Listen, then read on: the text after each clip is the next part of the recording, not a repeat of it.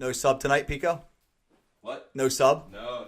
All right, Ray Agliata Show, RayAgliataShow.com. Ray Agliata Show, I can't even say my own name, at gmail.com. Welcome to the show. Podcast number 4.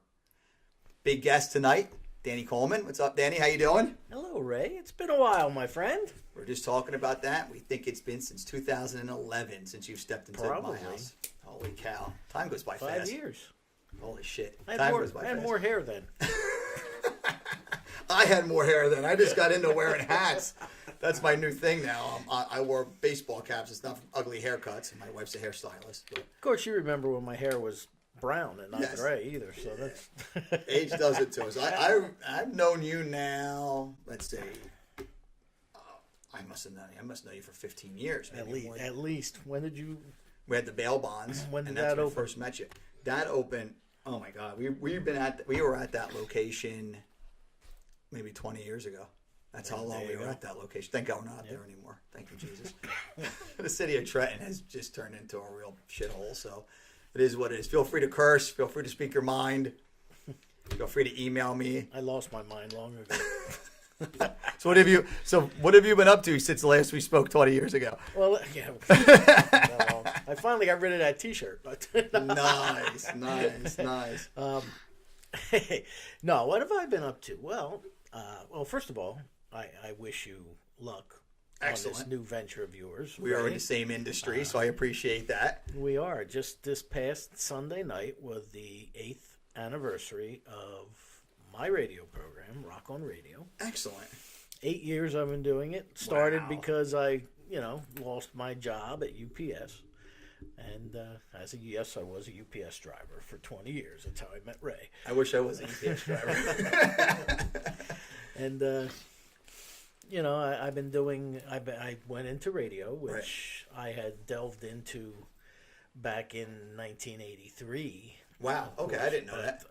I went to a broadcasting school Oh, cool. and came out of there. And So unlike me, who I bought these mics on Amazon and said, "Fuck it," you actually have background on. what had happened was, music is always interested. Sure.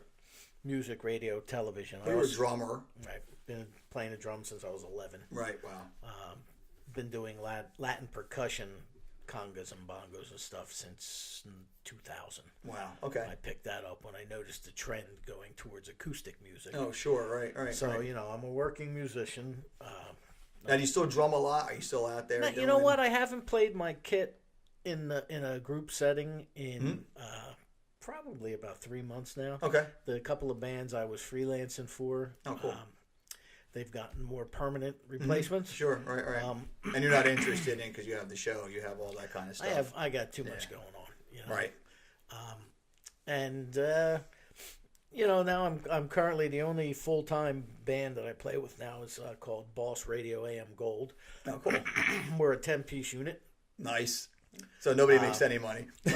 No. We make pretty good money. We That's make pretty awesome. good cash. Yeah, but what we do is because we're playing the bigger things. Like Sure. May 20th, we're playing the Italian Festival in Philadelphia. Sure. Okay. Matt lives in Philadelphia. Likes the Italian Festival. I go to 9th Street. market all the time. May 20th, 9th Street. We'll be there. Excellent. That's I cool. think we have the 4 o'clock or 2 o'clock. I'm not sure. See, those are good gigs. When you can get something like that, that's money. Well, that's a money we're gig. playing Parks Casino in June. I played at Parks. Yeah, we're doing the spots that pay a little bit of cash. Now, Parks is interesting, and we talked about this on. I think I talked about this with Larita on the podcast. We played there. Charles was on here. Charles was on here. He's one of the. He's podcast number 2. Did he mention me? No. Well, maybe he did. I don't know. We have to go back and listen. I can't remember. I'm done with him. He's I dead can't to me. remember this afternoon, Danny. I was in his video Okay. for Ruled the World. I don't know if you've seen it. I have not seen. I God, wish I would It's have. he did a fantastic job. He's a fantastic job. He's an artistic guy and a smart guy. And I've been he is my favorite young band in the area. Really? Yeah, he's the only original band that him and Honey Spot Boulevard. She's booked as a guest as well. Who, Jessica? Jessica, yeah. And she asked if she could bring the band in because they wanted to be on the podcast too. So I said, these guys are probably hilarious. You know what I mean? Yeah. They've been on my radio show several times, and oh, that's cool. it's just I lose control somewhere after. Hello, welcome to Rock on Radio. And they just got to take over. They just take over. Well, Well, Charles told me he was a guest on your show in the past. Multiple times. Multiple times, right? And he's not a lot of, I get sad when I look at the local music scene. And we'll go, not just local, but just like, are there any good young bands? A guy, my friend John Bennett, who lives down the street, we coach soccer together and we listen to the same kind of music. And we had this competition of, can you name 10 really good bands, signed acts, national acts, that are less than 10 years old that you actually like? And that's tough. That's really tough. I think that rock music is... I can't name one, if you want to know the truth. I don't know if I could name one. I mean, the Struts, I don't know how old they are, but those guys are pretty They've been around new. a while. They've been, but they've been around. Godsmack's been around. Shit, that one guy's got more gray hair than I do. I was like, shit, these guys are getting old. And you start to think about that, and it's like, where's the... That's one thing I talked to Charles about. I want to get your input too. Where are these bands? Like, who's listening to these guys? Where are they? Well, you have a multi-pronged. You know what it's like? It's like Medusa. It's the serpents that are coming out of her hair. Right. And that's the problem with music today. It's a multi-pronged issue. You have, first of all, let's just start right from the beginning. Everybody. There's a fellow by the name of Joe Sarasano, okay, who is a buddy of mine. Sure. And Joe is probably the most famous rock star that you will never know. Okay, Joe Sarasanto. Joe Sarasano. Joe. I have to ask you, who's Joe Sarasanto? Joe was he was in a band called Silver Condor. Okay. Okay. Joe, he was the voice of Miller Beer from 1984 to like 1990. Really? He was the voice of Hands Across America. So Really? you heard those commercials back in the 80s.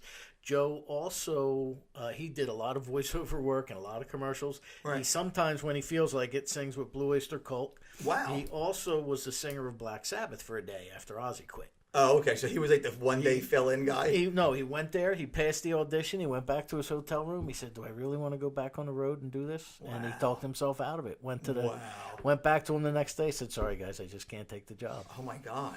And flew home. Holy shit. But Joe, when he was on my program, he was kind of funny. He told me two things that stuck out. Joe said, like, there were clubs when he was playing in the mid to late 70s, and he was trying to get his original music out there. Clubs in New York City, which is where he was living, in that area, metropolitan New York area. Right. Clubs didn't want to hear. They wanted to hear cover material. They wanted people to dance, so they got thirsty and drank, and so that Absolutely. so that the piano, the Jewish piano, was playing on the bar. Sure, absolutely. And they wanted to do that, and so he did something that I thought was hilarious, and I'm surprised more bands don't do it. He thought his material was good enough. He had confidence in it. So he played the first couple sets cover tunes. And the last set of the night, he would come up and say, "This is a new one that you're going to be hearing. It's going to be on Bob Seger's latest album. It's called..." And he'd play one of his originals. Nice. That's awesome. And he says, he goes, "Now people were out there dancing because they thought it was Bob Seger. They had a great time." Wow, that's fucking brilliant. He said eventually the club owners called on and said, "We don't care as long as people is that your are original liking shit? it." Right.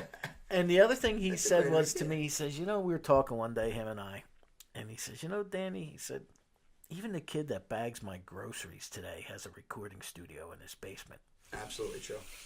When you and I, well, maybe, and you're younger than me. You're just not that much younger than me. Right. But when I was a kid, you had the old Casio tape recorder. Oh, sure, man. Push two buttons down at the same time, then you took that tape, and you hope you didn't make mistakes. Yeah, because you had to go back and do it all over again. Yeah. And then you took it and you put it in an envelope and you sent it to a record company and hope you heard back. Yeah, exactly. Now you don't need that, and you don't need the record company. Record companies don't exist. Yeah, they don't make any money. Even the big labels have come more of distribution outlets instead of they can't make record money. They don't company. need to sign a guy. What do you need to pay the music company for when you can use GarageBand or I'm trying to think of another inexpensive program that you could buy at the music store. You can bring it to your house and you can record. These condenser mics, I'm not going to lie to you, they were $25 on Amazon. They sound pretty good for $25 microphones. Technology has changed the game unbelievably now. Now, I mean, to not to belabor Joe's point, but he's right. Everybody has a recording studio, so you don't even need even that part of the industry is in flux because, you know, if you get good at Pro Tools or that's it. Pro Tools was the other one I was thinking about. You know, whatever any of the those GarageBand is the one on Apple. That's on my phone. Right. The Williams Boy. Have you ever heard of the Williams Boy, Billy Williams? No, who's that? He's one of my favorite, if not my favorite, singer-songwriters. Okay. The guy can write original music like you would not. Right. Anyway, he was coming to do my radio show one time, and he got there and he says, "Danny, I want you to listen to something. If you think it's good enough to do, we'll play it over the air tonight. I really like this." He wrote this song, and I can't remember what it was called, Godzilla or Zombie Girl or something. Okay, sure. He wrote it at the traffic light and sang it into the app on his phone. Unbelievable. Pulled over, sang it with the guitar. You would have thought, and he put some effects on it. You would have thought he was in the studio. That he was in a studio. Isn't it amazing? I used it on the air. I remember. What the heck? Boom, go. My first recording, I was with a local band this was back when I was in high school, and we wanted to record some original songs that we wrote. So we went to a recording studio in Ewing. I don't know if it's still there or not. It was kind of near the college in New Jersey. Guy was a really, really nice guy. It was inexpensive, like $20 an hour. And we're talking like 30 years ago. You know what I mean? When I was in high school, I'm 46. So we're talking, 28 years ago. So I remember driving there. And the guy, it was like a fucking production to make this happen. Now you can record on your phone. You know, you can record on what we have here, this H4n, and put it out on the internet, and you're done. Like, this is like, I'm sure Matt has to touch it up a little bit or whatever, but I don't think that, you would need to. If we had to do this 20 years ago, this would be a production. So you look at it. What are these guys doing? You have to have a niche market. You have to have people like your music, and you have to go out and play, because now you're not making any money on that. I mean, maybe making some money on iTunes sales, but if you really want to make it happen, but the power now is with the musician. The power used to be with the record labels. Now anybody can be a musician, and that's what's driving them nuts. That's what's driving everybody crazy. That's why you've got ASCAP and BMI coming down like the Gestapo. Yeah, sure. Like some old World War II police force. Yeah, trying to collect money from Joe Blow that owns a corner shop and a beer joint. Yeah, sure. They're going trying to get covers. Going after their bands. They're going after their jukeboxes. Right. It's insane. And even the people. Like, we played all the mecca of music in Mercer County. So we played the Sticky Wicket, we played the Ivy Tavern, and we played all those places like that. Even the demographic of the people going out and listening to music is, there's not a lot of younger people going out listening to rock bands. Now, I think if we put a Screamo band in there and sold tickets like the Mill Hill does, kind of that kind of market, you get that market of young people listening to, there's your niche. Or something like that. There's your niche that you're talking about. And that's what you have to do. But there's no original venues. And there's no Randy Now. And now you know Randy Now, right? And City Gardens. When I was in high school, I was in college, we used to go to fucking City Gardens. I broke my finger in City Gardens. I punched a guy named Batman in the head. But I saw awesome bands. I saw Bad Religion. I saw Gwar. Gwar! Yeah, Gwar, right? I saw Gwar there. Yeah. I mean, I saw bands before they even became famous. At City Gardens. Guys, Randy. Have you ever talked to Randy? No, he's. Would you like to? Yes, that would be a guest I would like to get on. He's on my short list of. My short list keeps on growing longer because I keep on thinking of people that I would like to have on the show. Randy is a good friend of mine. Yeah, he's a buddy of yours, right? Yeah, if you ever sit down and talk to him, just ask him about the people who slept on his couch. Sure. What do you call it? Green Day slept on his couch. Right. Nirvana slept on his couch. These are all guys that were playing at City Gardens. Some of the Ramones slept on his couch. These were the bands that were nothing. And the Ramones played City Gardens like 25 or 30 times. Yeah. It's amazing. And that was a stop. City Gardens was like a stop for these bands. Like, these guys wanted to go to City Gardens. It was like cool to have, and I saw the documentary, and I remember looking at the City Gardens documentary, and I'm like, holy shit, I remember that band. Holy shit, I remember seeing that band at City Gardens. You don't have that anymore. Did you read the That book? type of venue. I didn't read the book. I would love to read the book. It's a good read. Did he write that book, or No, is it a girl who she was a co-authored. Okay. The first part was written by a gentleman who who was there when the club first opened. Okay, sure. The second half was written by a younger woman named Amy. I can't remember the guy's name, but her name was Amy Wolfling. Okay. And because she got asked to come on the Jon Stewart show. Oh, that's great. When that happened. That's great. When the book came out. Right.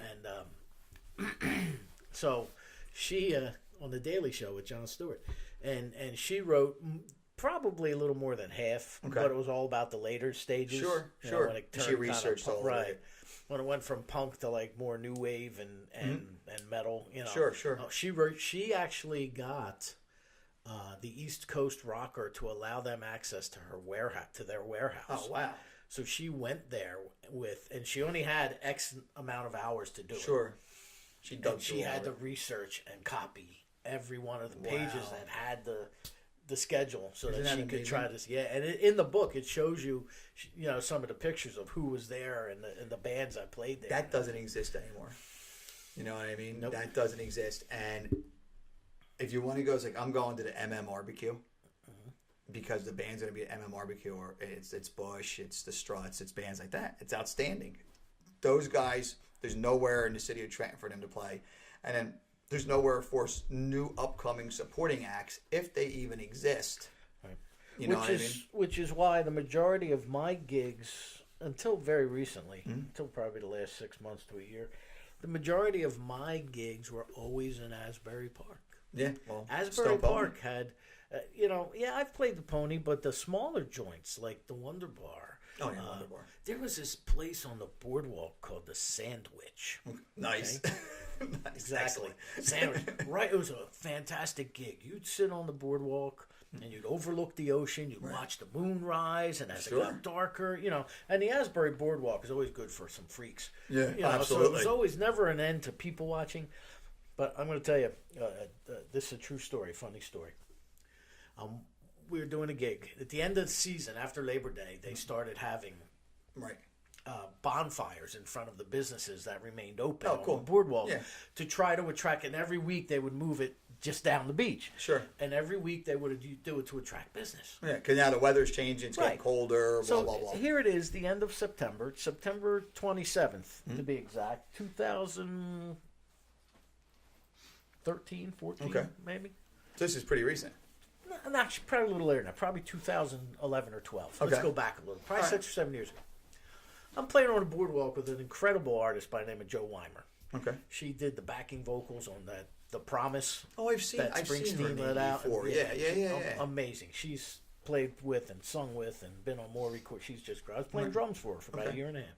That's cool. And sitting on a boardwalk, and we're just finishing up our set. Now, I look to my left, and there's Convention Hall down the end of the Asbury Boardwalk, Madame Marie's. Oh, sure, yeah. I haven't been to Asbury in a year or two, but sure. It's a Springsteen song in the making, Well, that was his inspiration. Right. So I see this guy walking down the boardwalk, and he's got on a pair of jeans with leather motorcycle chaps. He's got on like a white canvas button-down shirt, half tucked in, half out, denim jacket, motorcycle helmet under his arm.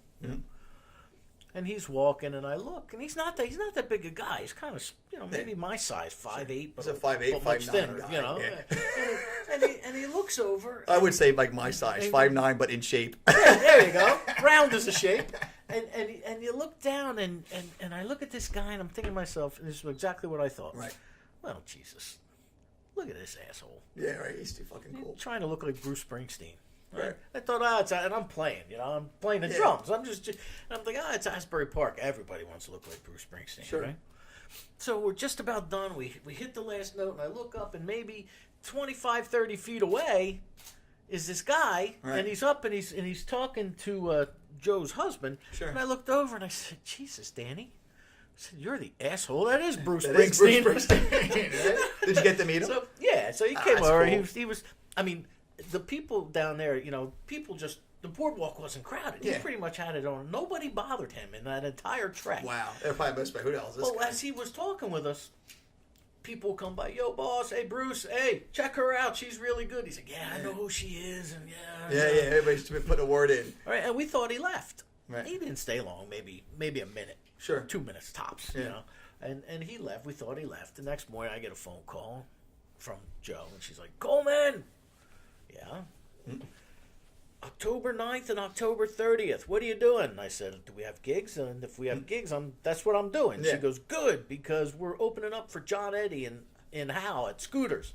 John Eddie's fucking cool as hell, man. I haven't heard that name in a long time, man. And I said, no kidding. She goes, yeah, we're opening up for John Eddie. I said, how'd we get that gig? She goes, believe it or not, we thought Springsteen left. He pulled behind us and listened to our next set. Oh, that's cool. And he actually booked the gig. I was like, no kidding. He Oh, called that's up John awesome. Eddie. He's like, why isn't this girl opening for you? You know. John Eddie is funny story I have with John. He's a friend of mine, Pete, who's a lobbyist. So he's like whatever, right?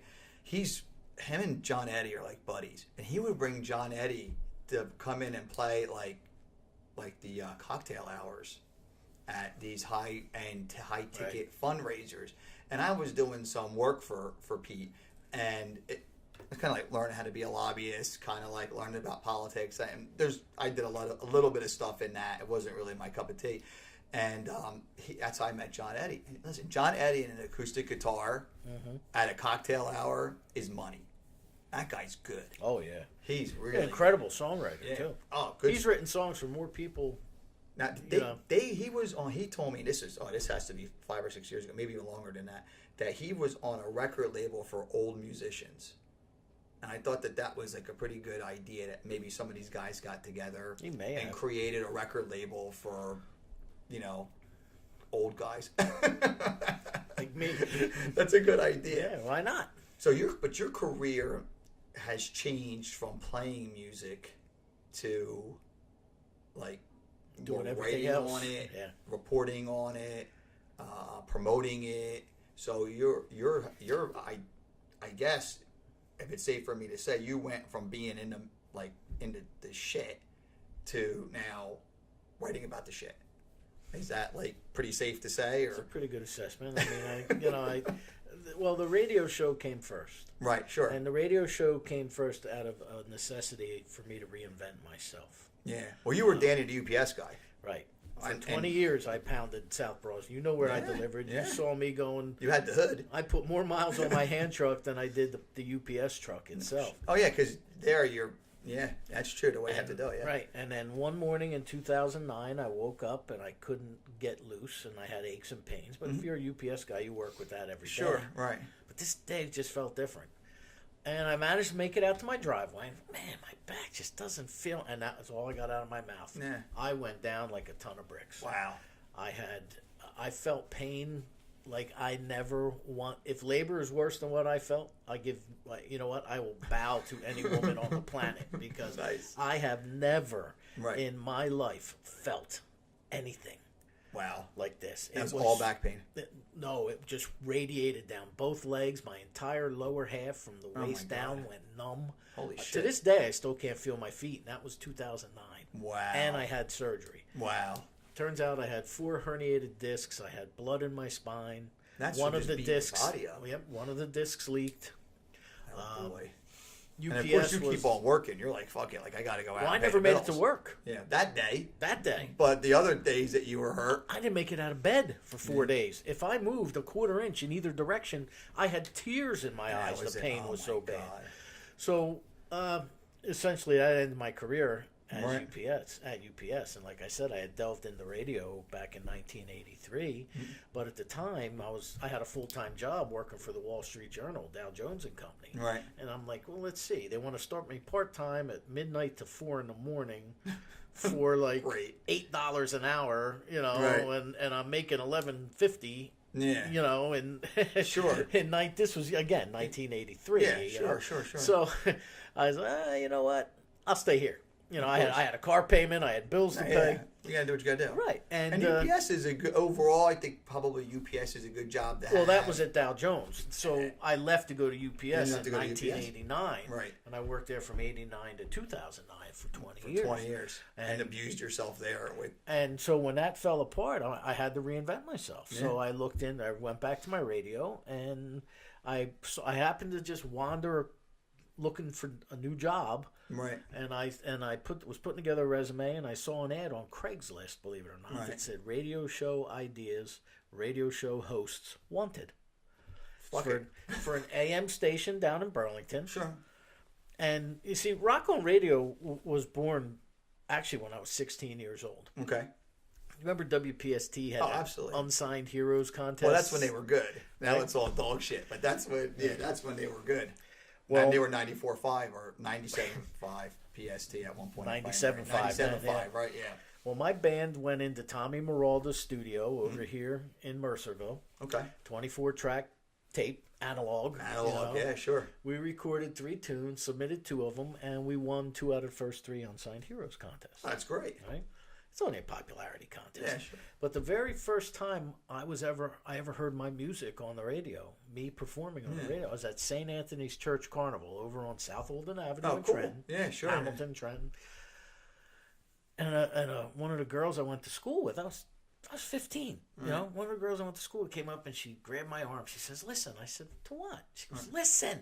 She dragged me over to a Wheel of Chance that had a radio on. Nice. And there was my band, but we were called Valhalla at the time. Nice. My band on, and I remember, oh God, I got goosebumps hearing me on the radio, you know? And then you also had all these girls hearing you on the radio. That's a whole other story. Oh, that's we can go there. So, you know, you do that, and I was like, wow, I remember that feeling. Sure. So that's why I started the radio show in that format, similar to what we're doing right now, because I wanted other musicians to have an outlet.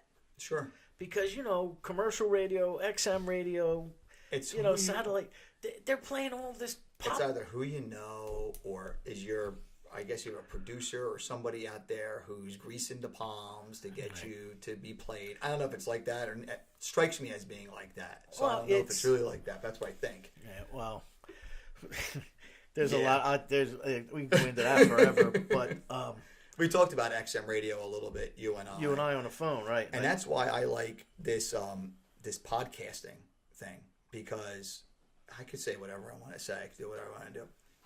Are people going to listen to it? I hope. I mean, I'm doing this. You and I share this in common, which I didn't know. This whole reinventing yourself. You were the UPS guy. You were Danny the UPS guy. How many fucking people called you Danny the UPS guy? Dan the UPS man. I was Ray the bail bondsman for 15, 17 years. Right. And then even when I sold the big bail bond company, which is a whole conversation in and of itself, I couldn't get it out of my system. So I went back to South Broad Street from 80 employees to 1. And me and Debbie, we had the older lady who worked for me a lot. She went with you? Right. That was it. And we had Will Washington for a little while. Will went on to some different things. And it was me. It was me and Debbie. I couldn't get it out of my system. So as time went on, now there's no more bail bonds. And I had to reinvent myself too. And I'm in this same kind of mode almost that you were in, where I had to go from like Ray to bail bondsman. I think I was fucking depressed when it was all said and done, to now Pico and I work for a property preservation company during the day. It's great. Love the job. People are nice. Everything. I had to reinvent myself, but now I need to like get an identity again. I think you went through that same with the radio show. You had to transform yourself from Danny, the UPS guy, to Rock on Radio. Well, you know, it's funny. I always knew musicians, you know, from being a musician. Sure. I remember when I started it, I was only going to do it once a month, and my nephew's like, "No, dude, you gotta do it weekly." He's like, "You gotta do it at least weekly because people will know it's on this time on this day every night, right? Every certain night, you know." I said, "Yeah, but do you think I'll be able to get enough musicians?" Yeah. The first 3 months I was on the air, I had to reach out and try to get bookings. Right. After that, unless somebody cancels on me last minute, I don't have to reach out. You pretty much contacted me. someone's contacted, and that it's funny because that's just I just had the first person contact me. I had reached out to them, and you ever listen to Peterson's, or do you watch Peterson's or on Facebook? If you're not, friend this guy. It's Peterson's Breaking News. Okay. He reports news in Trenton before the news reports Trenton. The guy is outstanding. I got to meet this guy. He's like super stringer. And he'll say to Ray Agliata show we have barking dogs and doorbells will ring soon, and it's just chaos. And it's part of like the kitschiness of what we're doing. One day we'll have a sponsor and we'll have a studio. It'll be fucking great. I can't wait. But that being said, I had to find myself. Maybe this is it. But everybody I talk to now is a musician. When I look through people like I'm booking, I'm like, I know a lot of musicians. Like that's from playing. It's just who you know. You know what I mean? It's your circle. Well, and that's, that was and I figured when I started on an actual AM radio station, So I was terrestrial there for the first 3 years of the program.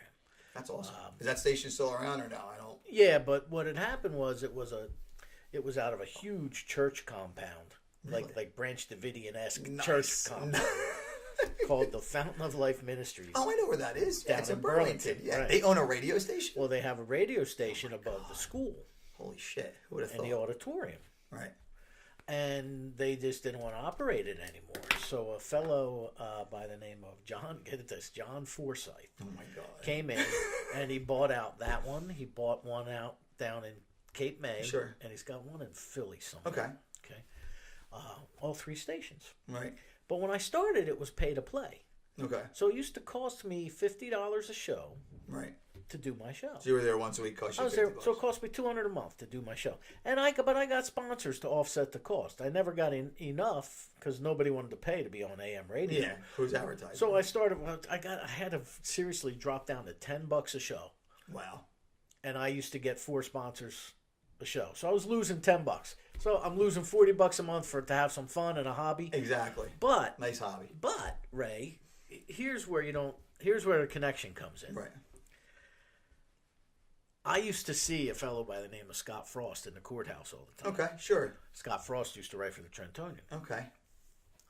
I bumped into him in the elevator one day, and I said, so you're not writing for the paper anymore? Yeah. Nah, they got me running around doing all this, and that. Right. So I reached out to Jeff Edelstein. Okay. Who I had known I like a little Jeff. bit. Jeff's a nice guy. And I reached out to Jeff, and I'm like, yo, I want Scott Frost's job. What do I have to do? Right. He goes, write a column, submit it. Mm-hmm. If it goes over well, we'll keep you. First column was beginning of June 2010. Wow. And I wrote that column through May of 2014 until they did away with all their freelancers. But fortunately for me, a fellow by the name of Gary Ween had allowed me to just transfer it over to an online magazine called New Jersey Stage. Okay, cool. And Gary's got an amazing, actually his readership, believe it or not, is double the online readership that Trentonian has. Sure. So I actually went, but you know what you fight, Ray? You fight legitimacy. Sure. I actually had, case in point, a local establishment that I frequented. I would go in there when I was writing for the paper. Right. Give him whatever he wants. Yeah. You want dinner? What do you want? That's our guy. Steak? Sit down. Mm-hmm. I never paid for lunch, dinner. I mean, if I could have eaten there every day of the week if I wanted to, sure. Because hey, mention us. And you mention that there's a band's playing there. Check Go out check this them out. band. Boom. Right. I'm thinking that this establishment may be in Hightstown. That's just my personal. No, it's not. That's a whole different establishment. Right. Because that happened to me a few times at Hightstown establishment. But you go there and but as soon as I stopped writing and he couldn't see it in ink. Yeah. Yeah. So where is this I go guy? in there now. The same owner doesn't return my texts, doesn't return my phone calls, and you have double the readership. And you would figure the Sovereign. Well, not whatever's what's it Sunbank Arena now in Trenton. 10,000 seat arena, right? Sure. My contact just left, and she kept sending me stuff, but if she had to get it approved, who was covering what? Mm-hmm.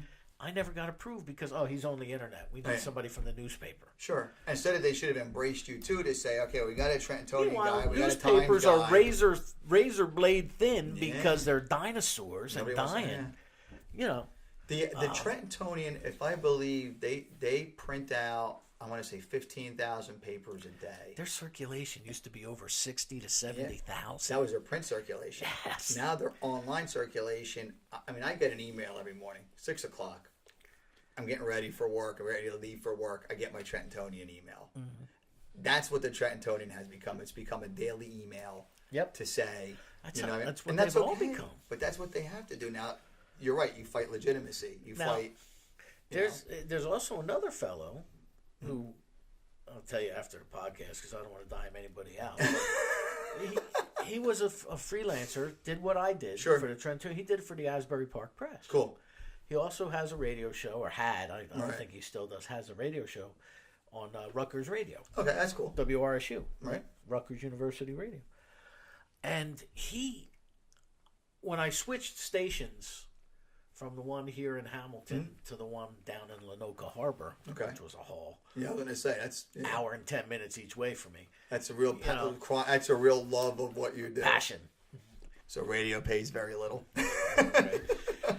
So I'll pick up where I left off. Yeah, absolutely. So this guy, when I switched stations, I was looking for a little PR, Sure. So I reached out to him, and I'm like, hey, if you're ever looking for a human interest story, I just switched stations. I now have live audience capability of up to 80 people. I've got video, live stream video. I've got superior audio. If you ever know any bands, I might want to play a little, type of a mini concert. Sure. For 80 to 100 people. We can go that route. That's awesome. Here was his response, and I got it memorized verbatim because it burns me to the back of my eyeballs to this day. Right. Danny, I've been doing legitimate radio for 20 years. I have no time for internet. I wish you the best. Oh, my God. I bet she's probably burned his ass right now. And I was like, really? The whole thing has gone internet. I still listen to the radio. That's why I went internet. Because who's listening to me on AM radio? And I got tired of having to stop talking. Every time I went under a bridge or there was a thunderstorm, I'd be like, hey. I wonder. I listen to radio because I drive a lot for my day job. So I do listen to the radio, and talk radio wise, I listen to 3 stations. I listen to the Fanatic, which is sports radio. And I wonder how many people listen to the Fanatic every day. I'm sure people do, but I listen to that. I listen to the NPR on 90.9. And then just to have good juxtaposition, I listen to 1210 AM radio, which is like the conservative, like craziness. I hate Rush Limbaugh, but some of the other guys are tolerable and they're okay. So I kind of switch from station to station. I'll throw on some music because sometimes, you're driving, you're doing whatever, you have on MMR, and you're finally, I need something different. Is you put on the sports radio for a few minutes, just to whatever. How many people are listening to the AM station? I don't know. And then how many people are listening to XM versus. When's the last time you bought a car that actually had an AM radio? Yeah, that's the thing. Or didn't have an input for an iPod? Yeah, it's been years. Cars now come with Wi-Fi so that you can listen to your apps and to your internet stations. Absolutely. I think Chrysler has a model and one of the Japanese cars where there's Wi-Fi. That's the direction we're heading in. So why wouldn't you go on internet radio? Because you see, people, again, it's a legitimacy thing. If you can't see your name in print, well, then it must not be as good. Right. If I go to people, I need a sponsor for this, or I'd like you to sponsor my radio program. I've been doing it for 8 years. I have some people on my program, just not this past Sunday, the one before. Right. I had Patti Smith's bass player and Joan Osborne's backup guy who plays keyboards, guitar, and bass for her on my program. Nice. I've had John Oates call my radio show. Oh, that's great. I've had Elliot Lewis from Hall & Oates and Live at Daryl's house, the keyboard player, call my house. I've done members of Living Color. Corey Glover's called my radio show. Glover, that's outstanding. I've done gigs. I was in a house band with Doug Wimbush from Living Color. Right. Paul Pesco, who plays guitar for Madonna and Alicia Keys, and Live at Daryl's house. A couple session guys from Philly, and me on percussion. Cool. we did a Sam Cooke tribute, and we were the backup band for Corey Glover, Gary U.S. Bonds, Wow. Chris Trapper. Is that in from that the church? Stars. Yeah, in Ewing, the candlelight concerts for epilepsy. Candlelight concerts, right? Yep. You had Walter, what's his name, from Live, if I'm not mistaken. Ed Kowalczyk. Ed Kowalczyk, that's it. Ed Kowalczyk. He's outstanding. We had Ed Rowland from Collective Soul. I got to jam with him on a couple of Collective Soul tunes. You know what that was like? It was like Pinch Me. Yeah, that's good stuff. But that all came from my radio show. Right. As my radio show has grown, Right. grassroots, because I refused to pay to promote. Oh yeah, you did it old school style. Who's listening? And maybe one listener, and then you just keep on building it up. That's what you've done. Do you do a lot of internet advertising now? Do you advertise on Facebook a little bit? You say all I do is build an event. Yeah. I have over. If you add together my Facebook, my Facebook friends, Right. my Twitter followers, Okay. my radio show, Right. all the people who like my Who radio listen to your shows, radio show? Sure. it's close to 10,000. Wow. So, and that's just through, grassroots, like I Right. said. That's from just every week producing an event, talking about the radio show. Never forget to do this, that, or the other thing. Because now from that, I picked up a lot more gigs as a musician. Sure. I jam with, all those Jersey Shore bars. I've done, Right. I did gigs. I did 4 gigs in one day. I started at the Stone Pony at noon and wound Nice. up at Bill's Old Tavern at 9:30 at night. Isn't that awesome? In Hamilton. That's freaking awesome. And I stopped in Eating that Wawa on the way. Old Bridge and somewhere else in between. I can't remember. Colts Neck. Colts Neck. Old Bridge and Colts Neck in between. That's awesome. But then from that, now I do this YouTube show on Monday nights called Right. One More with Danny Coleman. Right. So, and there too I have guests. I do it out of Monmouth Music in Red Bank. How'd you like to switch to video? Mario DiBartolo, the guitar Sure. player. Mario owns Monmouth Music. Really? Yeah, he lives around the corner here from you. He's a very good guitar same player. development. Okay, I didn't know that. Yeah. Wow, he's local. He's very local. He's my He's neighbor. very local. He's Holy shit, yeah. he's a very good guitar player. Oh yeah. He's like a legit. I didn't know he owned Monmouth Music. Mm-hmm. Yeah, Wow. he just bought it last year. And you're doing it. And I do a YouTube show out of there on Monday nights. Wow, that's good stuff. Yeah, it's called One More with Danny Coleman. It's on the Carousel Arts YouTube channel. So far, but there's a struggle there too because I don't want it to be rock on radio, but yet it's kind of turned into that because all these musicians keep contacting me. Right, it's your circle of people. It's like when I started doing, I said to myself, well, Pico says to me, we're filming a video on how to winterize a house for work. And anyway, time goes on, and he said, you should do a podcast. I'm like, all right. Then I said, well, who am I going to get on the podcast? So I'm making my list of people. So I put your name down. I put some, and I'm like, everybody I know is a musician.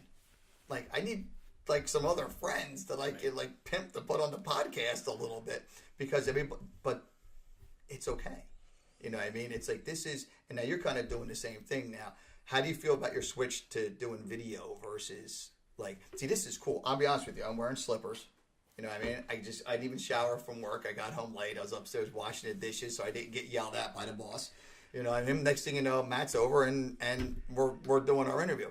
How did you feel about this switch? Now people are looking at you. How do you feel about the difference with that? Once I got over the initial self-consciousness from Right. the 35 pounds I gained from my back injury, Right, sure. Yeah, that's the bad part about it. I can't. My left hamstring is so limited because of the back injury. Was it sciatica?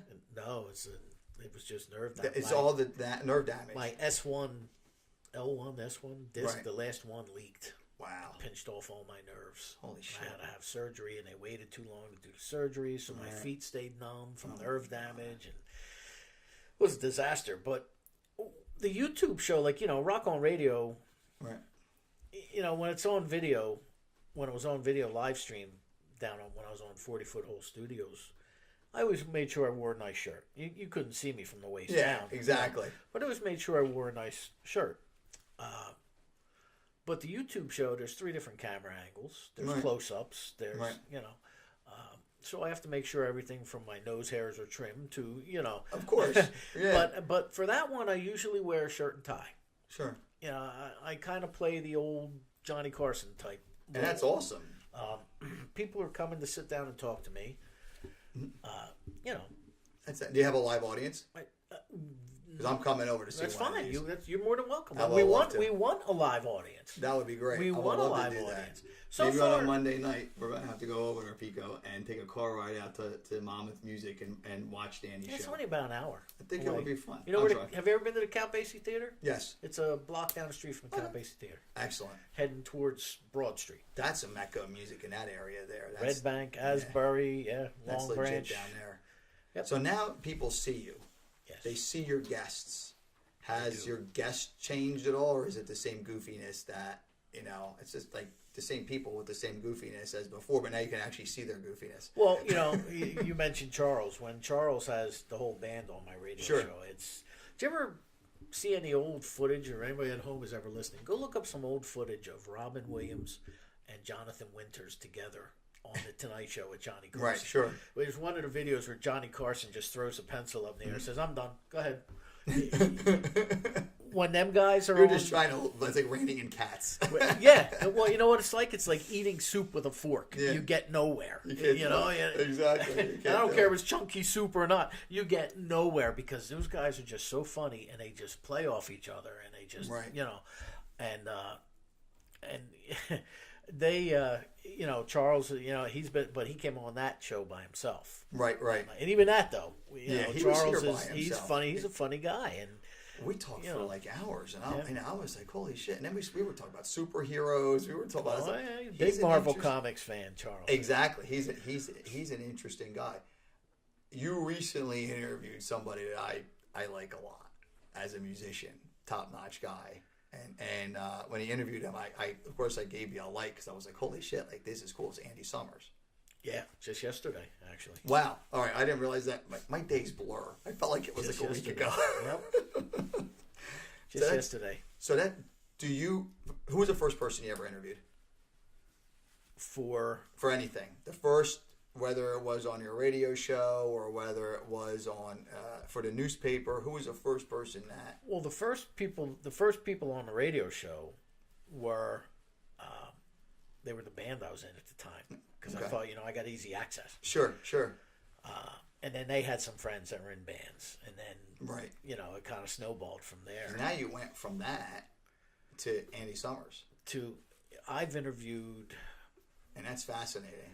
I've interviewed everybody from... the very first... I did a decent-sized interview. It was a female guitarist who's voted usually like somewhere in the top 3... best female guitarist, blues blues guitar, a woman by the name of Rory Block. Okay. She, when I wrote for the Trentonian, PR people would reach out to the newspaper and they would just forward the emails to me. Sure. So that's how I started building contact. Sure.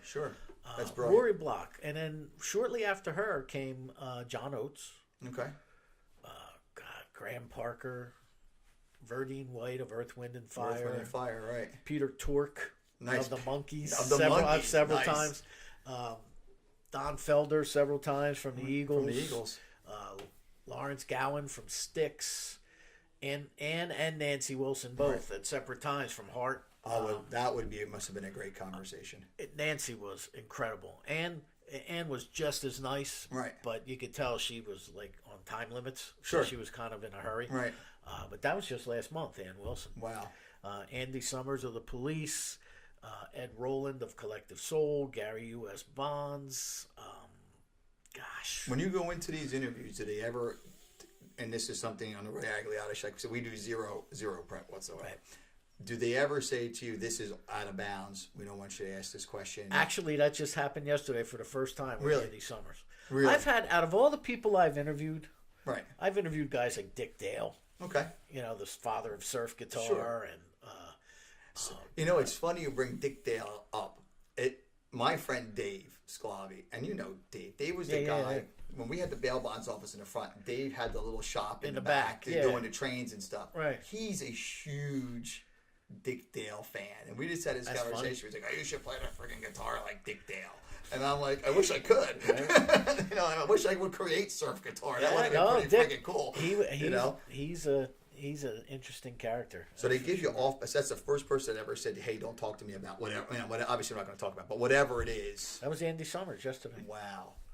There was one other interview out of all. You figure I've been doing this now since 2010. Okay, sure. Right, so 7 years.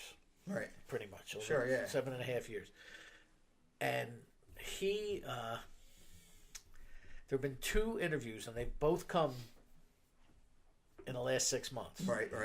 Where I finally met people who were total, for lack of a better term, douchebags. And right.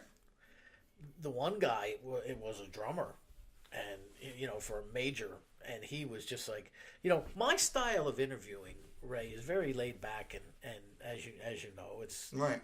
Well, you're a laid back guy, and that's like this show. You say whatever you want. And I just try to guide you. I said to the guy, I said, hey, it's been. I said, I didn't realize that you've been playing with this band for that long. Dude, it was in the press kit. Didn't you read it? Oh, what a dick. And I was like, whoa. Now, just yesterday, Andy right. Summers. Now, stop me if I'm wrong. You're a guitar player, okay, right? Right. He says to me, in the opening question was about the album. I said, the opening question, I said, wow, I said, you got this new album out with this super long title. It's called Triboluminescence. Okay. Right? I said, I didn't realize that was your 14th solo album. I didn't realize you had that many. And this was his response. Really? I guess you weren't paying very much attention then, were you? Oh my God. And I'm thinking, oh boy, this is not going to go well. Right. So we Good talk, job, Danny. right? So we talk a little bit, and then and now this is on the telephone. This isn't in person. Right. He was in Los Angeles. So later on, he actually, you know what my response was to him? Right. My response to him was, well, you know what, Andy, you're not the only person I have to keep an eye on and pay attention to. And that's a good response. I sure. said, sometimes I get busy and I can't keep up to date with everyone. And he's the third member of the Police. So imagine if you're fucking Andy Summers. You got to deal with Sting, because he's Sting. Stuart Copeland is a top-notch drummer to begin with. Yep. And he's writing, he's doing all these soundtracks, he's doing this, he's doing music for TV. And then there's Andy Summers, who I'm sure is a top-notch talent. He's like the other guy. Well, there's where I made my mistake. Exactly. You say, but that's what you're thinking. No, what I was thinking was, I had written down on a piece of paper, just jotted down some notes. Right, sure. Because a lot of times these people say 2 o'clock and you call them, or they'll call you, or they're supposed to call you and they don't call. Right. And I have to go from maybe point A to point B, so I always take a piece of paper with me with stuff jotted down in case I'm not in front of my computer. Sure. So I'm walking. I said to him, the Police, now again, remember, you're a guitar player, so you just stop me if I'm wrong. Absolutely. I said, the Police at times had somewhat of a reggae feel or sound. Mm-hmm. Sure, absolutely. As soon as I said reggae feel or sound, no. Just stop right now. That question is totally out of line. I'm not going to answer it. I said, excuse me? I said, I'm not saying you were we were not a reggae band. I said, I didn't say you were a reggae band. And I'm trying to keep calm, because I really wanted to tell him, you know what, I'm done. You know what, dude? Obviously, you need me more than I need you, or you wouldn't be doing this interview. Goodbye. You're a dick. And I was like, listen, I'm not saying you were a reggae band. At times, I said, you just told me that you were into jazz until basically the Police came along. And he played a lot of that style of chords, and he did a lot. He wasn't doing ripping guitar solos. Right. I said, so, I was just wondering, who influenced that part, because your guitar parts in songs like, Roxanne and what's the other one? All those songs, like Spirits in the Material World, also, those were all, you could hear and if that's what his influence was, what the hell's wrong with saying that your influence was reggae? Well, he got very annoyed. You know what? Yeah, I said, you know what? Move on. Let's move on. Good idea. Next question. So, But you will never have, as a reporter, or as someone doing an interview? I don't know how to describe me. Am I a writer? Well, that's a good question. Are you a writer? I've been told I'm an entertainment writer. But you're never, ever, ever going to have the absolute right answer. Was Andy Summers pissed? Yeah, he was kind of annoyed. I mean, but I didn't want to talk. He says, because he even said, he says, he says, Danny, I don't want to talk about the police. That's past. He goes, that's such a distant memory. I barely remember my time spent with them. What the fuck does he want to talk about? And I said, I don't plan on talking about the police. I want to talk about your guitar sound. Right. Sure. I said, you have to understand. I want to talk about that reggae style. How did you incorporate that after being such a jazz, after being a jazz guy? Right. That's where I was going with that. And he didn't seem, and blah blah blah blah blah. And then the interview goes on. Yeah. And I kind of cut it short. When I was in college, I had an English professor who wrote a bunch of books, and one of the books that she wrote was on The Who, was on Tommy. And as a class project, we actually she had a phone call interview, and a handful of students got to watch her interview over the phone, Roger Daltrey. Nice guy.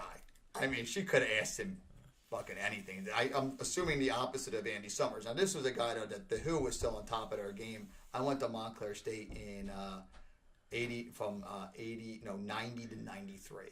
So The Who was still touring. They were still relatively young guys. Now maybe a guy like Andy Summers is at the end of his career. You know what I mean? Like, that's, and maybe he feels that, he's not fucking Sting, and he's not Stuart Copeland. I don't know. Andy Summers. I don't know. He was, I mean, the interview was informative. Yeah. I could have talked to him longer, but I don't know if, he didn't say there was a time limit. Yeah. So. And then what the hell else are these people doing? Pico and I had a great conversation. If you are like a B actor, like we talked about Ian Ziering, who Ian Ziering is, 90210, and now he's in that Sharknado movies. Right? What the fuck does this guy do all day? Right. What is Andy Summers doing all day that he couldn't spend an hour or two with you or more? Is he that busy? I thought about that. There's one time I had,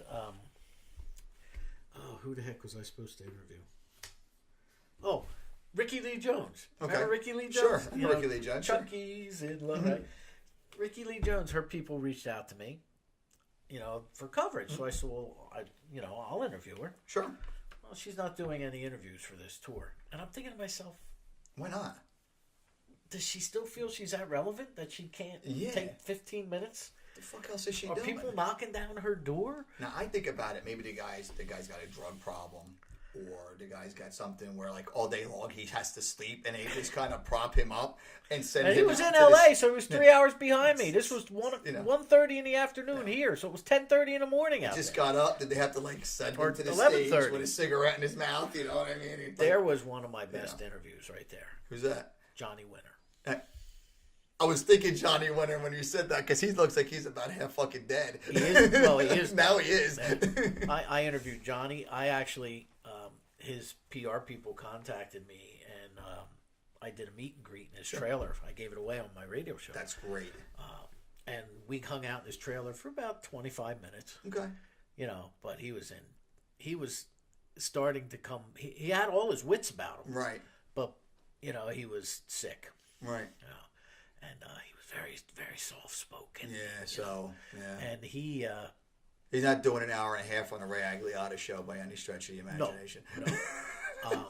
And his manager / guitarist, Paul Nelson, who's won Grammys and everything. Oh, sure, right, yeah. Paul helped, literally when we went to take a picture, Paul stood in the door with myself and the two guys that went with me for the meet and greet. Right, sure. All surrounding Johnny, and Paul stood in the doorway, and it was like talking to a dog. Yeah. He's like, Johnny. Yeah. We got to get up now. Snap. Over here, Johnny, because Johnny, his eyes were so bad from the albinoism and whatever else he had. We're a big guitar player. He couldn't see. He literally had to be led up onto the stage. Wow. Sat in a chair. They put the guitar in his lap, hooked up the strap. Right. Led his hands to the strings. And then that was it. And then all of a sudden, it's like he was 22 years old. I've never seen. He could barely move. Amazing. He was one of the kindest, nicest, funniest people. I wrote a follow-up piece after I originally did my interview. I wrote a follow-up piece when he died, which was like less than a year after that. Mm-hmm. He died in a hotel room over in Europe. I think they were on tour. He was in his 80s, though. Like he was it 86 when he died? No, he was in his 70s. Was he really? Yeah, because Edgar's funny. Oh my God, sure. I interviewed him a couple times. I got to see him at the cutting room. Right. Oh, jeez. And these are guys who were famous guys. Yeah. Still are. I mean, Edgar's still touring. He's still touring, but they take the fame. Some of these guys, you guys say like, this guy's a fucking asshole. You know what I mean? Yeah. Some of these guys, they take it. It's like they're just like one of the guys. Mm-hmm. And there's the guy that I've always. I'm the biggest Rush fan. Like I'm like super Rush nerd. Like I know the guys. Or I feel like I know. I haven't missed a tour. I haven't missed a tour since '86. I've seen every tour since Permanent Waves. So mine was Power Windows. Every tour since Power. So yours from '81. The 81. They were at the Spectrum in Philadelphia the night John Bonham died, September 25th, 1981. Wow, and that's when you saw him. Spectrum, yeah. You should be on a Pierre Robert show with that kind of information. I would love. My wife asked me who would be one person that she would really, really like to interview. She goes, it has to be Geddy Lee. She goes, it has to be. You're fucking like you know more about Geddy Lee than Geddy Lee does. And I said, it's interesting. I don't know if I'd want to, because I don't know if it would change my perception. Because to me, it's like he's the coolest guy. So my brother lives and teaches in Rome, in Italy. A lady that he teaches with taught Geddy Lee's grandson. Okay. She develops this relationship with Geddy Lee. Time goes on. They're friends or whatever. They remain friends. She's Canadian, of course, so it's like it's all cool, right? It's like a fucking Canadian clique. She's in a bank in England, and Geddy Lee's in there, like, making a deposit. So she goes, oh, my God, like, blah, blah, blah. I haven't seen you in a long time or whatever like that. And she gets him to autograph some stuff, and she sends it, it to my brother, right?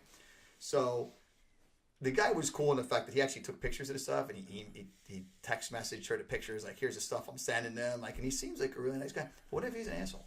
And that would be something that, like, because he's like one of my idols. So I don't know. I would love to, like, I think there's fascinating people. I think a lot of these musicians have embraced fame in a way that they're probably pretty cool guys, especially the older. I think like sitting with Daryl Hall would be, or like John Oates Culture Show. He strikes me as being a nice guy. You know what I mean? So that's my. But what if he's like? What happens if Geddy Lee's a dick? I wouldn't know what to do with myself. I'd be sad. You know what I mean? I would ruin that image you had. Yeah, right? He got me through fucking, puberty. Whatever. Two true stories. Last time I saw Rush. Right. On the 40th anniversary tour. Nice. Yeah, saw him. Sitting in the parking lot at the Wells Fargo Center in Philly. Right. And the guy that got the tickets had two of his buddies there who are total Rush fanatics. They've seen Rush over 120 times. Wow. Okay. They were telling us the story how they made this banner. Two guys from New Jersey, such and such New Jersey says hey to Rush, right? Right. So they were in Toronto. It was the final night of the tour. Okay. They were doing shows. The R40 or whatever, right? No, not that one. A different one. Okay. A couple years prior to that. Okay. Probably Spiders and Snakes. Or Snakes and Arrows. Snakes and Arrows. Spiders and Snakes. Snakes and Arrows tour. How dare you? Right? And so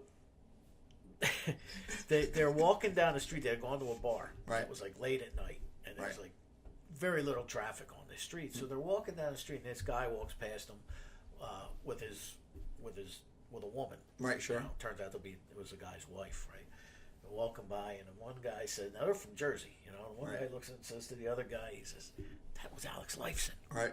Get the hell out! You're drunk, man. Yeah, that's not Alex. He goes, "I'm telling you, that was Alex Lifeson." And he said it loud, and the guy turns around, and he goes, "You're Alex Lifeson." He goes, "Yeah." Cool. Yeah, that's cool. You know what I mean? So they walked up to him. They got he signed autographs with Alex's wife, and they were talking and talking. And the guy's like, "So where are you guys from?" He's like, "Well, he said they're like, well, we're from Jersey." Can't you tell we're from fucking Jersey? We drove all the way up here to see your last concert. And the exact words. Right. "What the hell's wrong with you two?" Lifeson looked at him and said, "What the hell's wrong with you two?" "Because we love you guys." And he said it joking, like laughing. Sure. Right? So the next night was the concert, and they had seats all the way back in I guess it was the Bell Center in Montreal, whatever it was, Toronto. Maple Leaf Center. Yeah, whatever it's called. Toronto. Molson right? Center. Molson Center. Yeah, it's the Bell right? Center in Montreal. Sitting all the way back, and they were in like the lower part of the second level. Right. So they held up the banner. Nice. Well, don't you know, Lifeson saw it, went over, said something, and like Geddy Lee popped out with something to the effect of, "This is for those guys from Jersey." Nice. You know? Nice. So like, yeah, it was like the highlight of their life. Yeah. See, so. you're like, there are some bands that you become like you're part of the band almost. Like every Rush concert I've seen, I've driven to Hershey, I saw them in Long Island. I've been down to D.C., all within driving distance. I never went to Toronto or something like that. I wish I would have.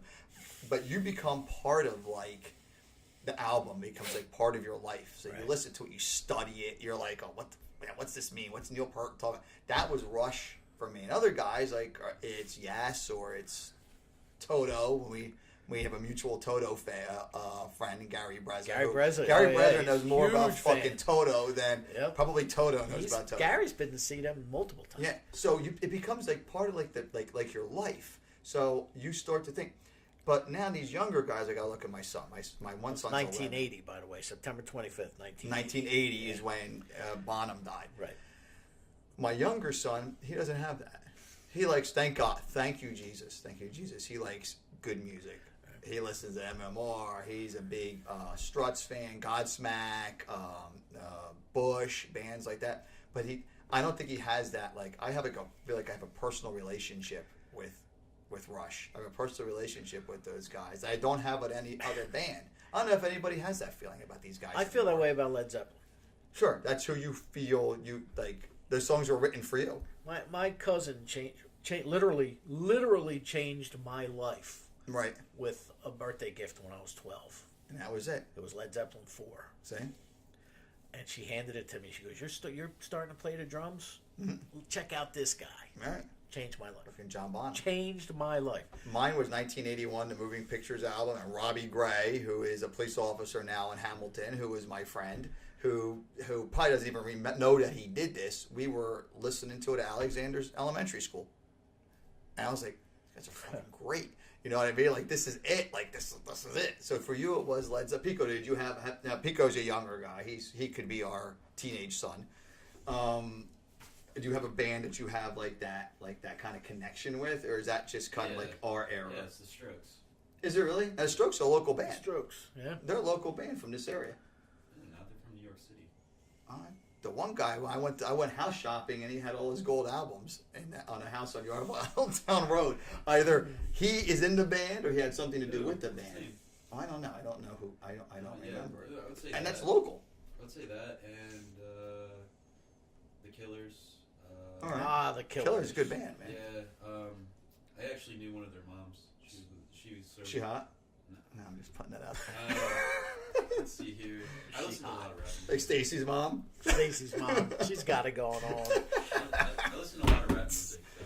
Now, you see, I don't have a relationship with rap music. No, and I never will. You know, when Jay-Z did the thing with, what's his name, with Linkin Park, that was like, I think, my only kind of relationship with rap music. Honestly, it's all about feeling, and it's all about, it's not how high of a level IQ the music has. Right. See, I'm a music nerd, so. It's about the sound and the coolness and there's so many factors in it.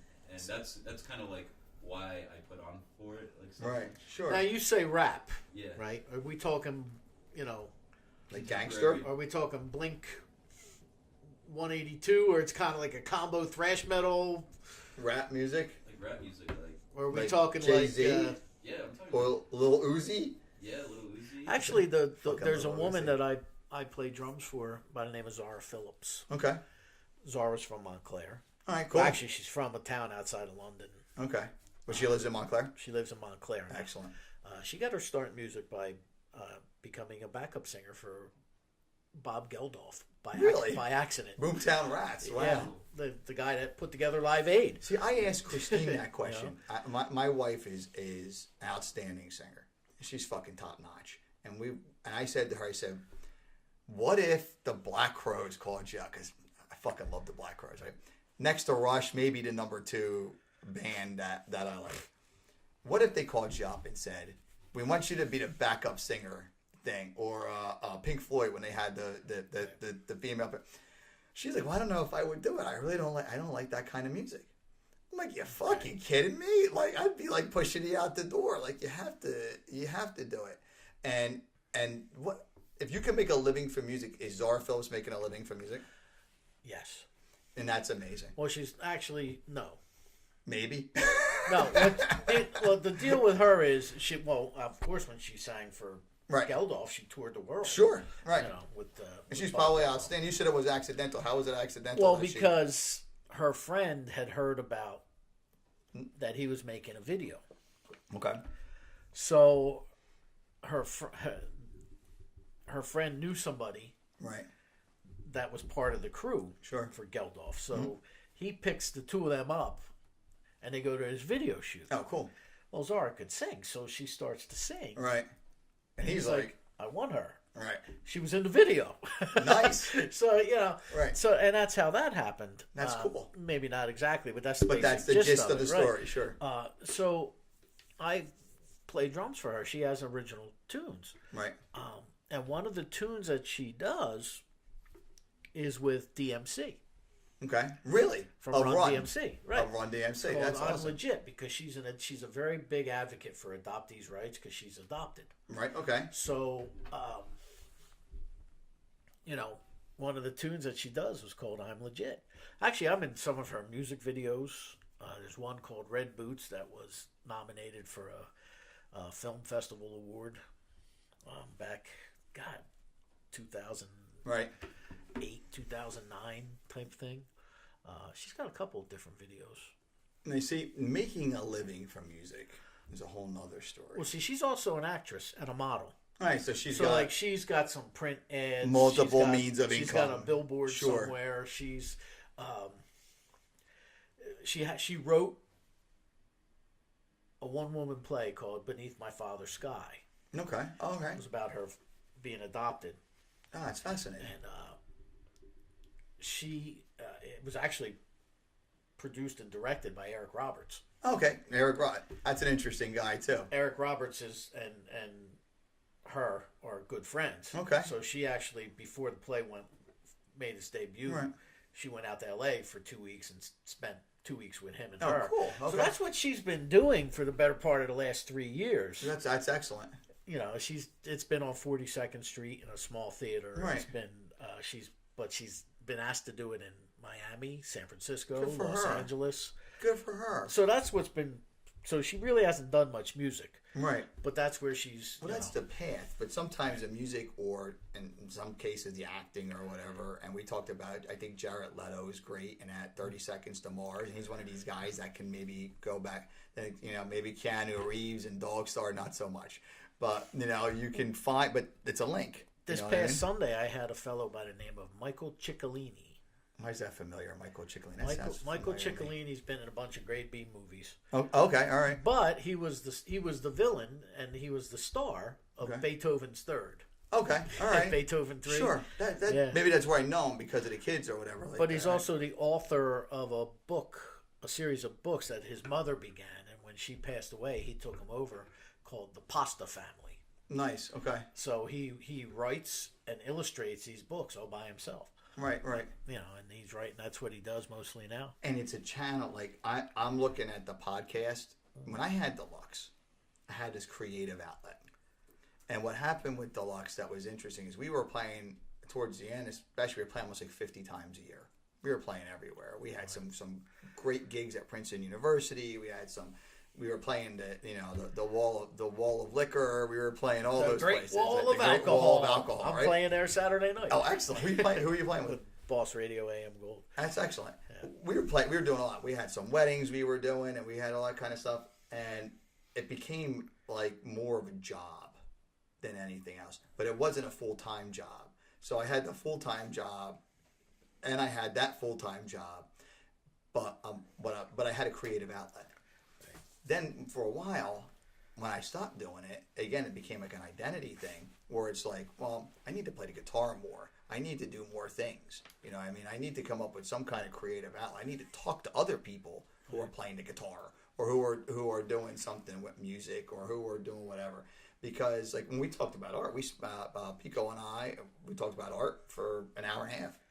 You know what I mean? With Charles Loretta, we talked about playing the guitar. With Danny Regan, I think Danny Regan, he's a really good comedian. He's a guy I went to high school with. Talked about writing jokes. That's like that creative outlet. That's what this is doing for me. So when you look at it, this may be a path down a road that I have not yet traveled. You know what I mean? And I'm hoping to learn from you, and I'm hoping to talk to some interesting people. And well, you're welcome to come visit my show any Sunday night you want, or Monday. It's up to you. Sunday's in Lambertville, so that's easy. And you're actually making a living by doing this too. This is your full time between the writing, interviewing. No, I have a full time job. Do you really? So you're doing all this as a labor of love. I work from 7 to 3:30 because the writing, the music, and the radio and YouTube. You have to remember, this all goes back to what I said, right? The legitimacy. The legitimacy struggle prevents people from investing their hard-earned cash. Sure. One of the first questions they asked me about when I tried to get sponsors for my radio program, 8 years ago. Sure. Well, how many listeners do you have? Well, it's a brand new program. Right. You'll be in on the ground floor. Sure. And nobody wants to hear that. Nope. Unless you're giving it to them for nothing. I was only asking $30 a show. Right. $120 a month. You're paying more than that to have your name put on a placemat that a waitress is going to ball up and throw away, or a busboy at the end of your time at a diner. See, I haven't even thought about that. What I've thought about was if we get it on YouTube and we get 10,000 followers, maybe I'll make some money off it. They say every 10,000 you can make some kind of compensation. So I looked at that. I would love to, the number one. What is it? The number one, Joe Rogan or one of those guys for podcasting, they make like $15,000 a show. That's great. I would love to make $15,000 a show one day too, but I also understand the reality of the whole thing. And to me, if I get one person who says, "Hey, I see you have 1,000 listeners," or whatever the magic number, I heard the magic number is 3,500. That seems to be the magic number. We want to advertise on your show. I'm hoping that it gets to that. Well, here's the thing. You know what I mean? Is that the magic number? Is 3,500? You can never tell. You don't know what the magic number is. Because, when you're on internet, it'll tell you how many people have tuned in. And that's huge versus the guessing that goes on terrestrial radio. But it doesn't tell you only certain times you can pick up for how long. Okay.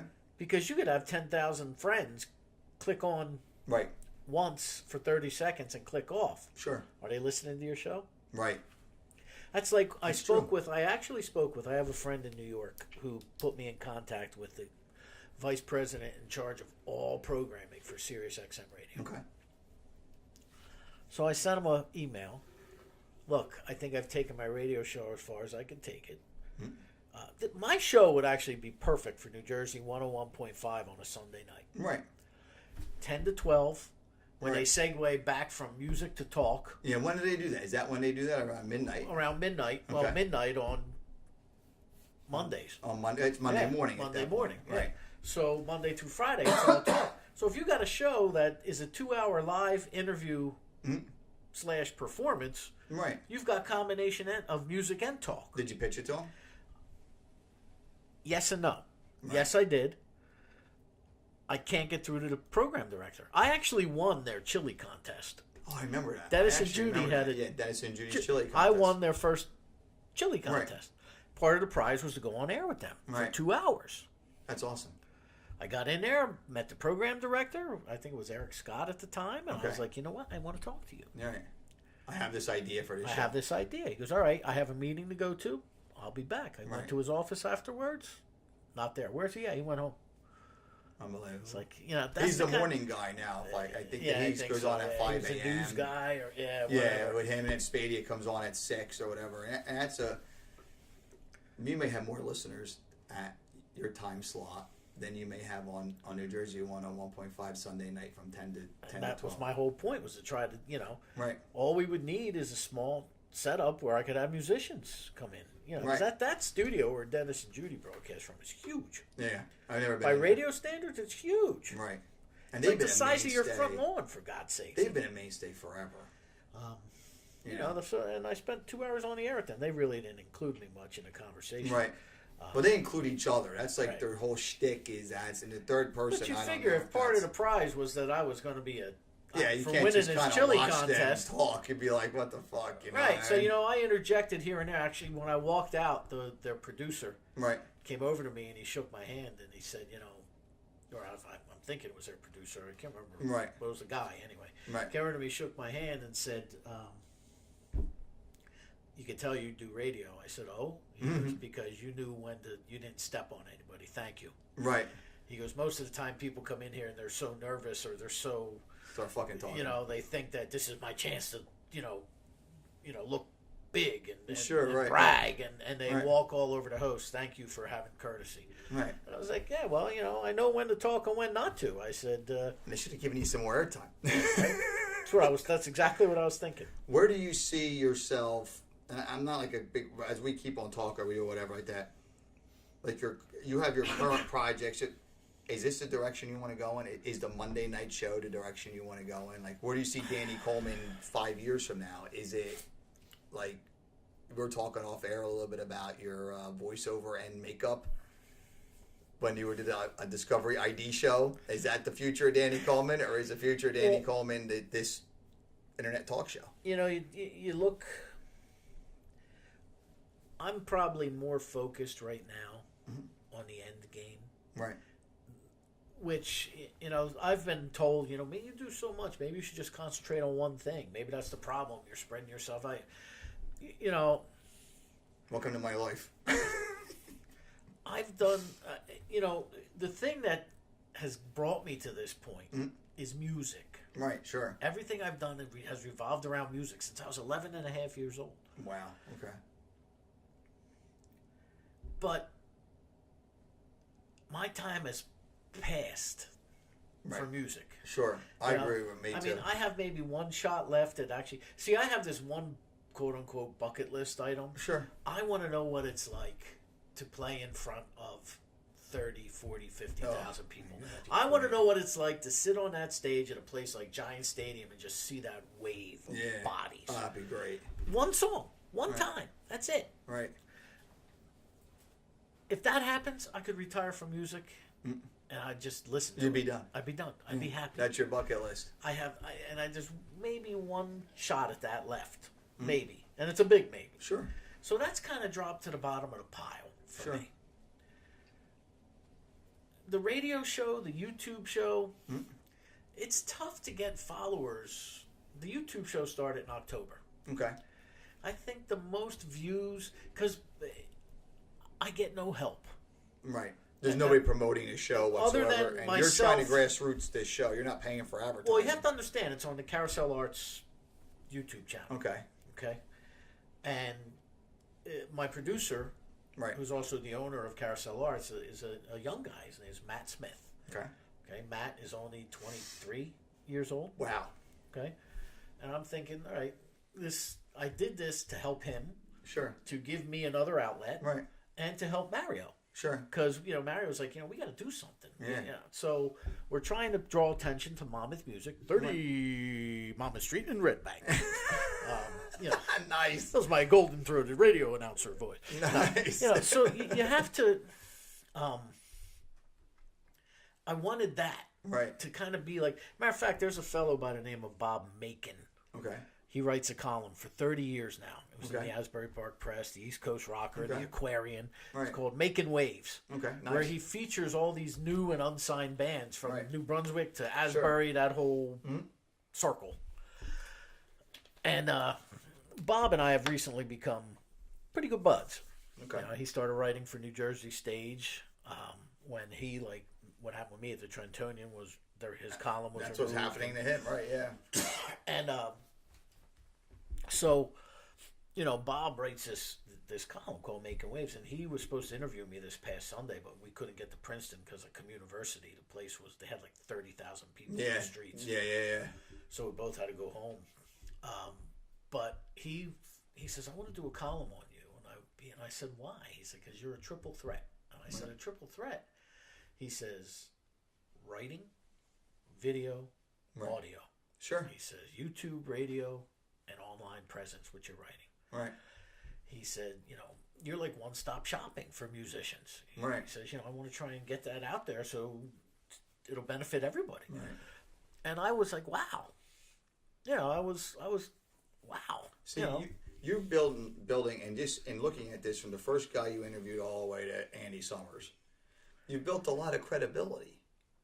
You know what I mean? You built where, like, I know you interviewed what's his name from Jethro Tull too. Oh, Ian Anderson. Ian Anderson. Twice. Right? Twice. So you've great guy. You've built this credibility where you could probably, if you wanted to get on your TV show, you could say, "Hey, Ian Anderson, whatever, yeah. Why don't you swing by? When are you in Jersey? When are you in New York? Who the hell's coming to fucking New Jersey? But when's the next time you're around? Or maybe somebody, listen, maybe even Andy Summers. When's the next time you're around? You know what I mean? But you've developed that network of credibility. Right. Like, do you have Sting's cell phone? I mean, that might be kind of cool. You know what I mean? Like, that's no, I don't. But if I ever lose my phone, anybody ever finds it, right. There's a lot of And cell phones in there. There's a lot of cell phones in there, right? And that's an interesting. So, like, another person I like to interview is we talked about Randy. I like to interview Lisa Bouchel? Lisa Bouchel. Oh, And the reason why I like to is you can make that happen. I feel like she almost made it. Like, she made it, but she didn't make it like Led Zeppelin make it. Lisa, do you understand what I'm saying? Yes. And what an interesting conversation. And there was another female artist in the Trenton area that I really liked her voice too. And for right now, her name escapes me. But like Lisa Bouchel, that's somebody who, I mean, she's been on tour. She toured with Meatloaf. She opened for Meatloaf. Right. She's played. When was she with John Popper, if I'm not mistaken? Blues Traveler. She did a song. I just watched the video before I left the house to come here. Okay. It's a video for a song called Tequila Talking. Okay. Is that? Oh, excuse me. We have free water here. We have free water here at the Ray Agliata show. We wanted to start drinking different types of wine, but we need a wine sponsor, for that one before we get into that. But she's somebody that, like, I don't know if she's played in front of 30,000 people, but she's played larger crowds. Yeah, the arenas that Meatloaf were playing held 20 grand. And she played for Blues Traveler, right? No, she opened for John Popper. She toured right? it. Yeah, Lisa's a good friend of mine. So that's somebody that. What is she doing now? What is she up to? She's got a lot of big stuff. She has a show called Rockstar Kitchen. Does she really? On please tell me they cook on a Comcast network. Really? And what she does is her first show is with the guy from Foreigner. Oh, really? Kelly, the singer Kelly. His name escapes me too. Right? Lou Graham's place. Yeah. What do they cook? They cook a dish and then they jam. That's fucking awesome. See, I don't have the chops for that. She had Rockstar Kitchen. She had the guy from Foreigner. She had oh god, I'm making this down. Rockstar Kitchen, yep, man. Lisa Bouchel. Rockstar Kitchen. That's fascinating. This is the stuff. My producer, you got Rockstar Kitchen, man. This is superstar. You know, this is like because looking at me like you've been freaking drinking. You know what I mean? But that fascinates me. And she's somebody, Ernie White. Now, I went to lessons for Ernie. Her and Ernie work together all the time. Good relationship with Ernie. That's another guy that he was like this fucking close. You know what I mean? Like, he was like that. Right? And not just this close from being like, oh, I'm going to be the opening act for Pink. He was like this fucking close from being like fucking. Ask Ernie, did he ever tell you the story about when he auditioned for Sam Mottola? No. Oh yeah, it's a good. We got to get him on here, and we got to get him on here and ask him that. You guys have 10 minutes. We have 10 minutes. Oh, that's it. I'm so fucking sad that we have 10 minutes. But that's so to me. I'm hoping that my podcast does that for me. I'm hoping that maybe someday somebody will say to me, "Hey Ray, let me interview you." That would be fucking cool. So I don't have what's really happening here. Yeah, exactly. I don't have anything really like important to say about anything really. Oh, but speaking of interviews, you guys see the Vladimir Putin, Oliver Stone interview coming out this month? Oliver Stone interviewed Vladimir Putin? Yeah. That's interesting. Yeah, fucking crazy. Sorry. Have you seen it at all or not? I saw a trailer. He asked, so did Russia hack the elections? And then Vladimir Putin just starts laughing. And then cut. I'm going to talk. I don't talk a lot on politics. But I will talk. We actually have a political guy coming on, which is going to be an interesting fucking show. But you guys don't really have 10 minutes. You can go as long as you want. But that's all right. Here's the truth about the 10 minutes. Let me tell you the truth about the 10 minutes. Once these things get about an hour and 30 minutes, it takes them a real long time to load them into the fucking system.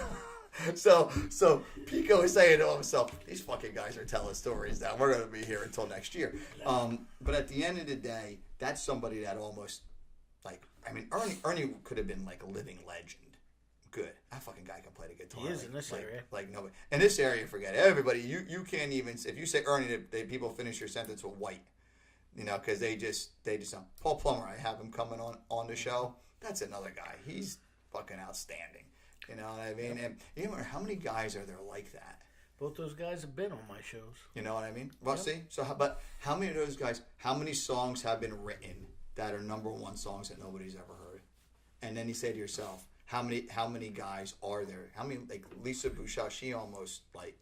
Lisa Bouchel's got really good stuff. Yeah. Her 2 discs, well, the one...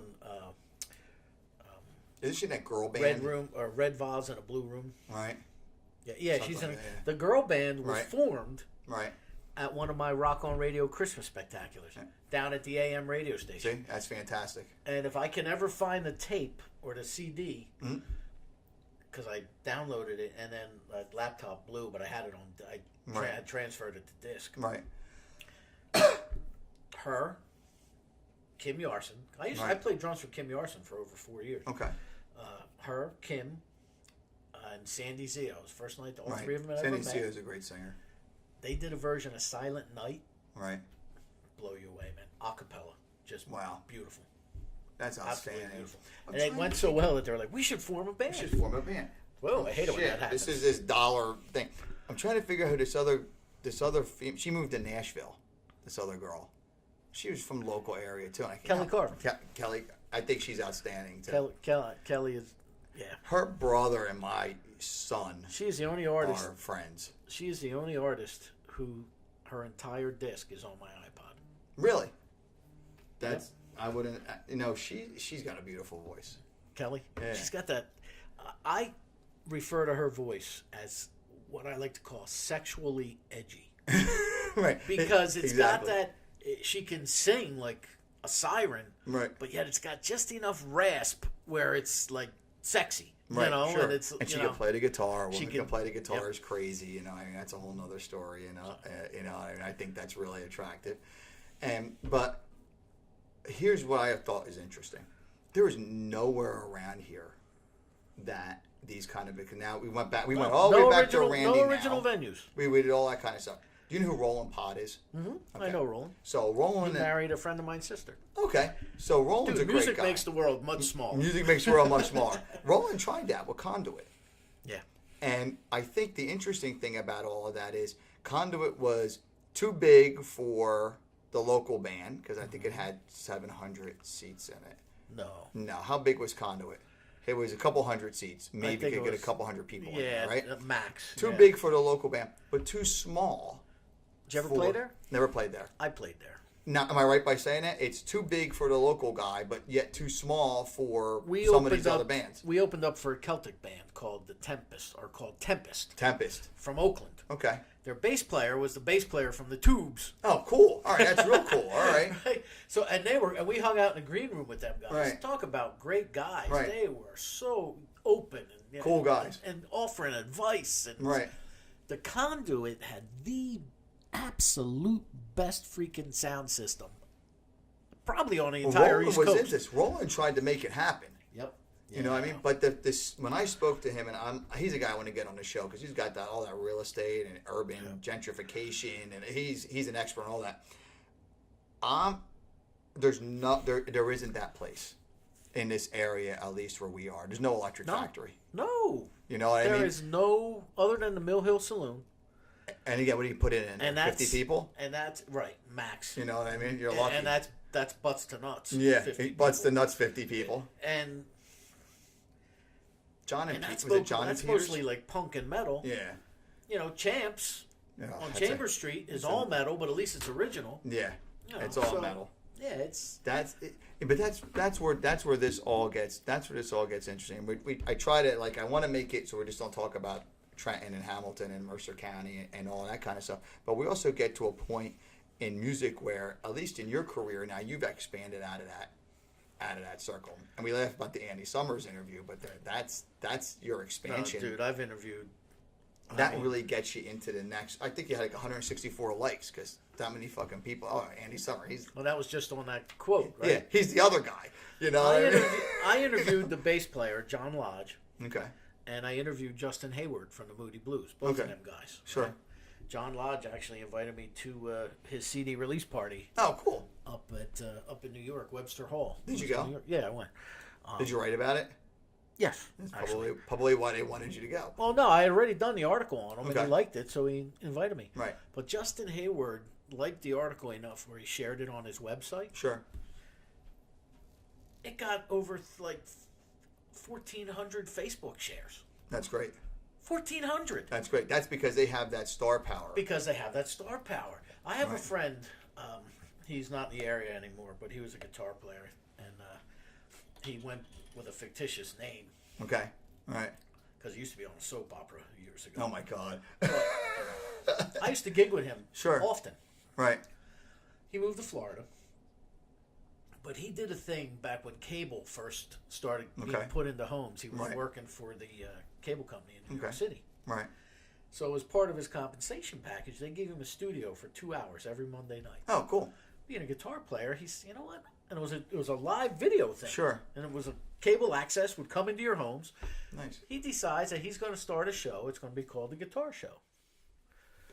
So he's thinking to himself, well, I need to get this thing off the ground. Right.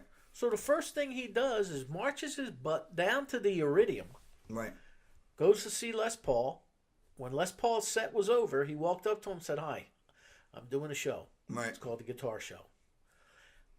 And Les Paul looked at him and he said, right? "And I would like you to be the inaugural very first guest." That takes balls. And Les Paul looked him dead in the face and said, "Okay." Oh my God. Wow. See, sometimes you got to have a big sack. He says, "You have no idea Yeah, that's cool. how easy that made things for me." Oh my God. He says, yeah. "My next guest was Rick Derringer." Oh my God. He said, "I wanted Rick Derringer on my program." Right. I called his people.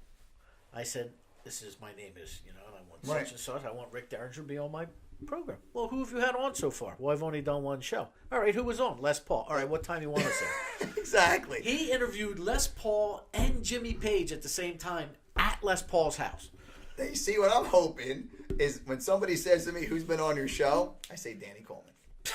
I say, fucking Danny Coleman's been on my show. Pico, Dan Regan, and Charles Loretta. These are fucking guys that if you put us all in a lineup, somebody's going to jail. Somebody called me up one time. Might be Pico. Somebody called me up one time when I was writing for the Trentonian. Are these batteries fucking dying again? No. Oh, Jesus Christ. I was like, oh, man, I hope these fucking things... Now we were Bush League before. Now we're in a whole new level. Anyway, I'm sorry I cut you off. Somebody called me up when I was writing for the Trentonian. Right. And they wanted me to be in a rib contest, of which Jeff Edelstein was one of the judges. Nice. Right? And he wanted me to be in a rib contest. Right. I was like, well, why me? And these were his exact words. Right. And I couldn't help it. I laughed. I literally laughed out loud when this guy said this to me. He goes, well, Danny, he said, why not? You're a local celebrity. Danny fucking Coleman. And I laughed. You went from Danny the UPS driver to Danny Coleman. And I can't fathom that people would think of me that way. Right. Because I'm just one of you. So and you have one of him. I'm one of to, everybody. You have this credibility. You by doing this for so long and doing it the right way, people's like, I don't know if you asked me 5 years where I want to be 5 years from now, right? And we kind of got off. We got off on a tangent. It's the Ray Agliata show. Happens. That fucking happens. Well, that was me, actually. I led you astray. That's okay. But where I'd like to be 5 years from now is doing either the radio or the YouTube. Okay. Or a combo. Some sort of multimedia thing like that. Right. I would like a show like Joe Franklin used to have. Right. Like, oh my God, Joe Franklin. Holy shit. 1 o'clock in the morning, where he Yeah. brings on local artists or national artists that happen to be touring Joe through. Franklin. Holy shit. And I would like to be able to do it. Yeah. And I would like to be able to do it and make a living at it.